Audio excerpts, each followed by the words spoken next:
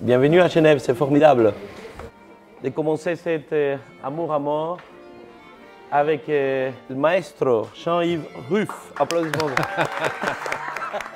Alain Pérou m'a appelé, à l'époque il était au festival d'Aix, et il m'a dit: est-ce que tu voudrais pas mettre en scène un opéra baroque? J'ai lu le livret, j'ai beaucoup aimé le livret. Puis il m'a dit: mais rencontre Leonardo, et après tu décideras. Bon, là c'était mort.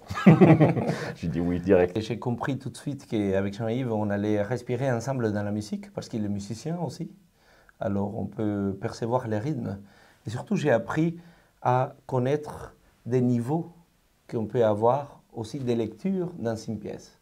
C'est-à-dire à quel point ce que la musique dit, des fois, n'est pas ce que le texte veut provoquer, et vice-versa. Ça veut dire qu'on peut générer dans l'interprétation d'une pièce des miroirs pour essayer de sortir de ce qu'on croit toujours, surtout en musique ancienne, qu'il y a une seule manière d'interpréter une pièce. C'est justement pas ça. Et je pense que les musiciens, comme serviteurs d'une poésie, c'est la plus belle chose qu'on peut faire lors d'une création. Et je pense que pour Amour à mort, on se dirige vers une création de ce type. Et c'est pour cela qu'on a décidé, et c'était juste après le Covid, juste après cette force silencieuse qu'on a décidé, on va partir vers un des textes les plus forts de l'histoire de la littérature, la Jérusalem Liberata, qui aujourd'hui nous rattrape, d'une certaine façon. L'actualité nous rattrape. Ouais. Les enjeux, c'est d'inventer ensemble un langage. On s'est dit qu'il faut qu'on soit tous des narrateurs, musiciens sont des comédiens aussi. On a bien vu là comme ça les amuse aussi, et puis ils sont complètement investis là-dedans. Oui. C'est beau. Tout le monde peut chanter, enfin tous ces effets de porosité qui fait qu'à un moment, ça se raconte en français, en italien, ça s'entrecroise, ça s'entretisse. Et c'est ça l'enjeu. C'est pour ça qu'on a fait ces 3 jours, pour expérimenter ça.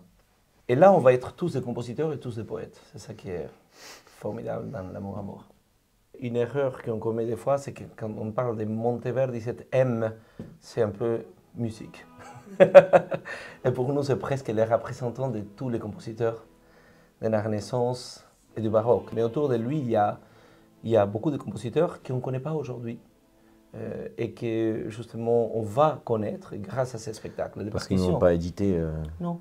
La musique n'était pas éditée. Parce que sur les Tasso, c'est Torquato Tasso, les grands poètes, beaucoup de compositeurs ont tellement aimé sa poésie qu'ils ont écrit de la musique. Mais on connaît les combats de Tancrède et Cloron, surtout de Monteverdi, mais pas d'autres pièces. C'est pour cela que dans ces spectacles, la musique inconnue sur les tasses va revivre. Dans toutes les pièces qu'on va jouer dans l'Amour à mort, on est devant des chefs-d'œuvre. Ça sonne maintenant et que ça nous parle maintenant. Et qu'il faut retrouver l'esprit qui était convoqué à l'époque et le transmettre, le donner ici, dans ce terreau contemporain. En fait, on prend un récit, on le raconte ensemble avec chacun son art qui se croise, qui crée des porosités. Voilà. C'est ça qu'on va chercher. Jusqu'où on ira, on verra bien. Mais c'est notre utopie, ouais. On va faire une chambre d'écho. On ne va pas faire une scénographie lourde. Avec des toiles qui sont comme un cyclo, mais des toiles légères en soi, mais qui puissent aussi refléter, comme dans le texte, on a les éclats des armures, donc qui puissent refléter de la lumière, qui soit... voilà, et peut-être de la vidéo aussi. Mais pas de la vidéo... Il pense à une vidéo d'un cheval un peu trouble.